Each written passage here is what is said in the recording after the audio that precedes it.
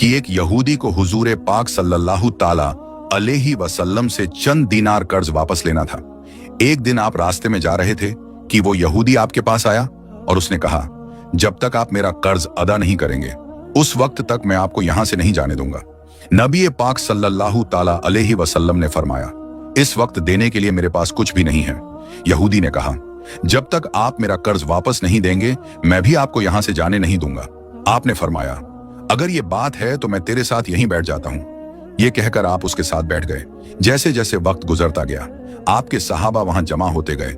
जब उन्होंने यहूदी की यह जसारत देखी तो उन्होंने उसको सजा देने का इरादा किया। आपने उन्हें हर तरह की कार्रवाई से रोक दिया और फरमाया कि तुम दूर चले जाओ। हुक्म रसूल के कहने पर सहाबा दूर चले गए।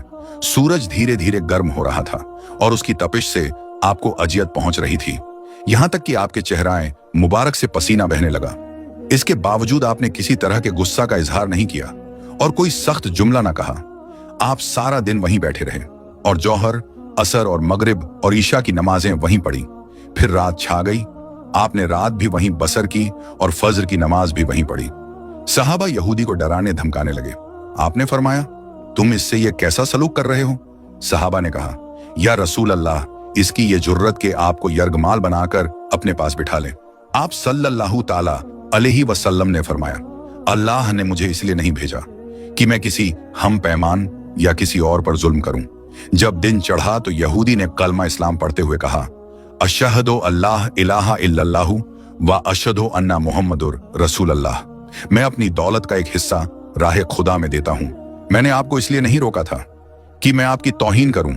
इस जरिए से मैं आपके पैमानाए सब्र को आजमाना चाहता था, क्योंकि तौरात में मैंने आपकी ये सिफ्त पढ़ी है, मोहम्मद बिन अब्दुल्लाह मक्का में पैदा होगा और तैबा की तरफ हिजरत करेगा।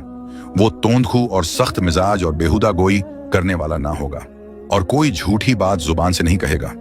इस तरह से मैंने आपको यहां रखकर इस बात की तस्दीक की है कि तौरात ने बिल्कुल सच कहा था। रसूल पाक सल्लल्लाहु ताला अलैहि वसल्लम मबूस व रिसालत होने के 3 साल बाद तक खुफिया तौर पर दावत इस्लाम देते रहे। इसके बाद अल्लाह ताला ने आपको हुक्म दिया कि आप खुलकर अल्लाह का पैगाम पहुंचाएं और लोगों को खुदा की तरफ दावत दें। अय्याम हज शुरू हुए तो पूरे अरब से लोग मक्का की तरफ आना शुरू हुए। नबी करीम सल्लल्लाहु ताला अलैहि वसल्लम कोहे सफा पर चढ़े और आपने बुलंद आवाज से फरमाया, लोगों, मैं अल्लाह का रसूल हूं, तुम अल्लाह तबारक व ताला पर ईमान ले आओ। लोग आपकी तरफ मुतवज्जे हुए और उन्होंने ताज्जुब से यह ऐलान सुना और सबकी ख्वाहिश हुई कि वो ऐलान करने वाले को देखें। फिर आप सफा से उतरकर मरवा आए और वहां पर भी आपने 3 बार यही ऐलान किया। जब अब्बू जहल ने आप सल्लल्लाहु ताला अलैहि वसल्लम का यह ऐलान सुना तो उसे बहुत गुस्सा आया। उसने जमीन से एक पत्थर उठाकर आपकी पेशानी पर मारा, जिससे आपकी पेशानी जख्मी हो गई, खून बहने लगा और आपका पूरा चेहरा लहू लहान हो गया। इसके बाद तमाम मुशरिकीन आपको पत्थर मारने लगे।